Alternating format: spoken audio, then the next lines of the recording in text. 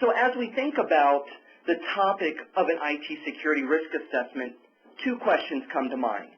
Why perform one, and who should be involved? But before we talk about why and who, we have some information that we wanted to share with the group. Carol kind of alluded to some of the results earlier. What we've done is we've obtained a 2009 HIMSS security survey. And as you can see, I'm just going to highlight a couple of the items. About 3/4 of the respondents actually perform a risk assessment. However, about 50% of them found patient data to be at risk. Kind of interesting. As we look at logging, the good news is that logs are widely used, but only about 25% of the respondents use an automated tool for the analysis. So basically that means that we're spending a majority of our time performing manual reviews of those logs. And therefore, I'd ask those organizations if this is the best use of their resources, or if there was an opportunity to use an automated tool like Security Audit Manager. And then finally, the topic of encryption is kind of interesting.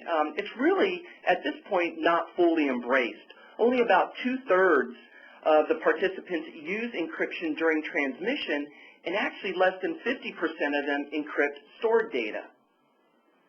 So we thought it would be interesting to do our own survey with those of you out there participating in this webinar. We'd like to do this survey pretty quickly. It's just one question. The question is, has your facility completed an IT security risk assessment in the last 2 years? We're only going to leave this poll open for about 15 to 20 seconds, so if you could please select your answer and hit the submit button, we'd appreciate it. And then, like I said, in about 15 seconds or so, we'll see what kind of results we have from our survey.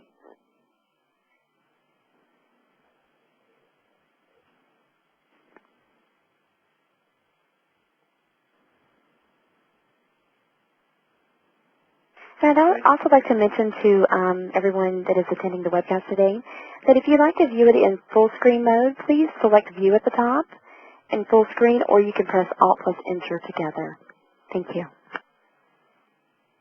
Okay, wow, looks like we did not get very many people to vote, so I think our data might be a little hard to interpret. So with that being the case, let's go ahead and continue the presentation, and I'm going to hand it off to Johan Lidros.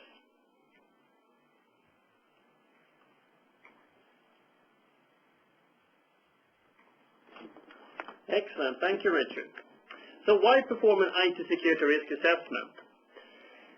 Performing an IT security risk assessment is a critical part of the organization's IT security governance and IT governance effort. As you may know, IT security is a major component of your IT governance effort. The main two components of IT and IT security governance are conformance and performance. So conformance relates to the regulatory compliance and compliance to internal policies. For example, HIPAA, the HIPAA regulation, state regulation, but also other legally binding areas such as PCI. And furthermore, your internal policies hopefully will claim that you should perform an IT security risk assessment on a regular basis, who is responsible to perform it, and how it is approved. Performance. Performance relates to the organization's business value, business strategies, efficiencies, and growth. And with the implementation of EMR, the performance components get even more important from an IT security and business perspective. So how will the organization business value be impacted by the security around your EMR solution?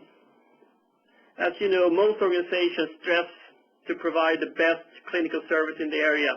So what does this mean from a security perspective?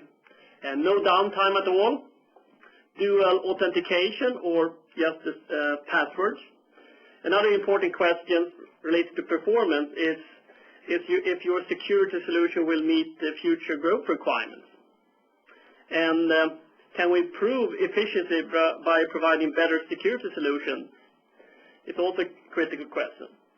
So perform an IT security risk assessment will answer these critical questions and meet other performance and conformance IT security governance requirements. So an IT security, in summary, is a very critical business tool. There are some overlapping areas related to conformance and performance, as you see on this slide. The common goals for both conformance and performance are to define management risk acceptance and define an action plan to address risk gaps and to maintain the current risk level. Or in other words, these are our IT security risks. These are areas, this is how we manage the IT security risks and opportunities. These are areas we need to improve to meet management expectations. These are the key controls that we need to test, verify that they are working on a regular basis. For example, your disaster recovery plan or penetration testing, recovery test of backups, etc., etc. Okay, so let's talk a minute about value. Actually, a couple slides ago, in the picture, as you can see on your slide right now, we had the scale. And in the scale, under the column of performance, you could see the word value. Now, what do we mean by value? Why was it added in this list? Was it just a sexy buzzword?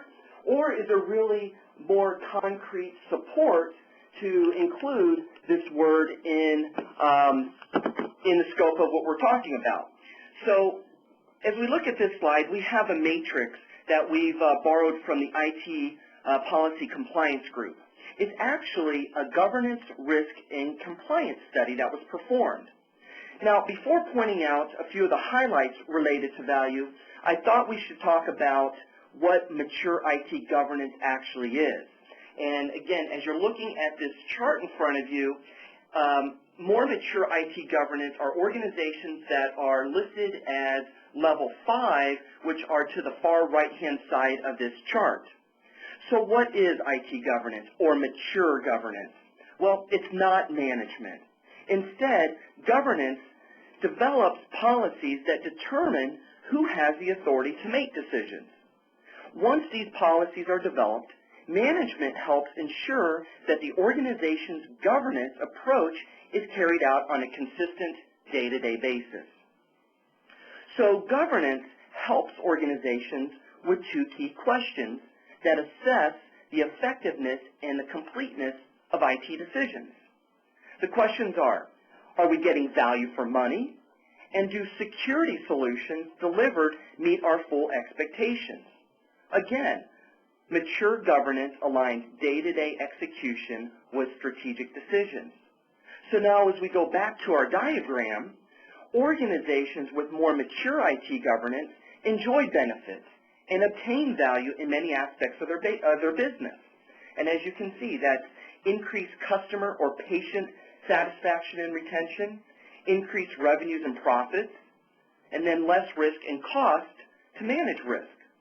So there is some data to support the argument that there is value in performing an IT security risk assessment. The problem is that only about 12% of the organizations are at a maturity level 5. And actually, if you look at the results and you look at the organizations that are less mature, you can see that they actually have a negative impact, negative results in many of their areas assessed in the study. So the bottom line is that the study may help support you in getting the support and the resources that you need.